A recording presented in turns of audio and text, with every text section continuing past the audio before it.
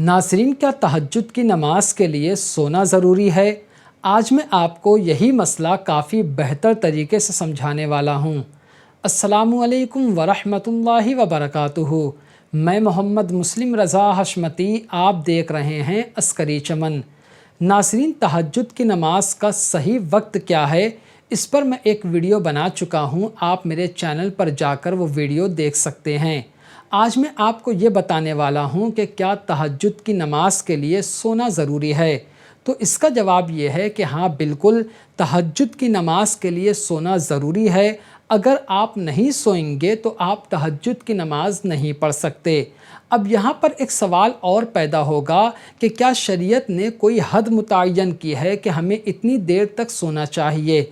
मिसाल के तौर पर 1 घंटा, 2 घंटा, 4 घंटा, 5 घंटा, कितनी देर सोना चाहिए ताकि हम उतनी देर सोकर तहज्जुद की नमाज अदा कर सकें।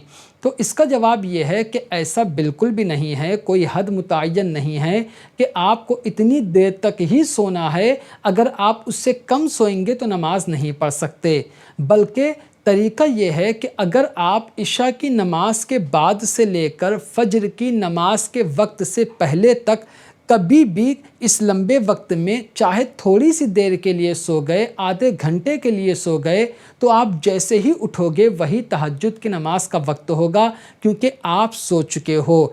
मान लेते हैं कि आपने इशा की नमाज, मिसाल के तौर पे आपने इशा की नमाज रात में 9 बजे पढ़ी और आप 10 बजे सो गए।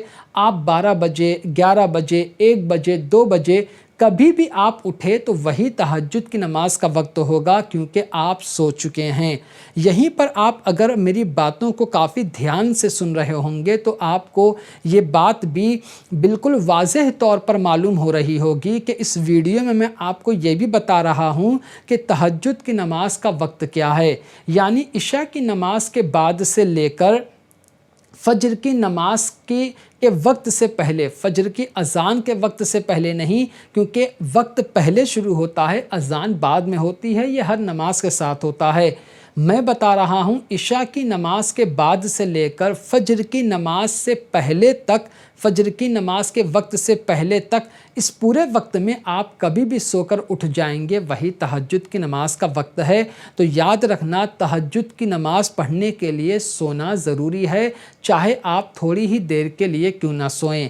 अब मैं आपको एक बात और बता दूं, अगर आप चाहते हैं कि आप अच्छी तरीके से सो भी लें और आप तहज्जुद की नमाज भी रोज़ाना अदा करते रहें, तो उसका एक बेहतर तरीका ये है कि मान लेते हैं आप जिस भी शहर में रहते हैं वहाँ पर फ़जर की नमाज का वक्त सुबह 5 बजे शुरू होता है। तो आप क्या करें, 4:30 बजे उठ जाएं, फिर आराम से जाकर अच्छे तरीके से वज़ू करें और फिर आप तहज्जुद की नमाज़ पढ़ें। 2 रकात, 4 रकात, 8 रकात, जो भी आपको पढ़ना है आप तहज्जुद की नमाज़ पढ़िए। और फिर जैसे ही फ़जर की नमाज का वक्त शुरू हो आप फ़जर की नमाज़ भी पढ़ लीजिए। तो इससे ये होगा कि आप रोज़ाना फ़जर की नमाज़ भी पढ़ते रहेंगे और तहज्जुद की नमाज़ भी पढ़ते रहेंगे, दोनों सवाब आपको हासिल हो जाएगा। तो ये एक बेहतर तरीका है, इससे आपकी नींद भी पूरी हो जाएगी, आपकी नमाज भी अदा हो जाएगी और आपको सवाब भी हासिल हो जाएगा। तो उम्मीद करता हूँ कि दोनों बातें, क्या तहज्जुद के लिए सोना ज़रूरी है और तहज्जुद पढ़ने का बेहतर वक्त, मैंने आपको काफ़ी अच्छी तरीके से बता दिया। फिर भी कोई बात आपको समझ में ना आई हो तो आप ज़रूर पूछें, मैं इंशाअल्लाह उसका जवाब ज़रूर दूँगा। तो आज की वीडियो में सिर्फ़ इतना ही। अस्सलामु अलैकुम।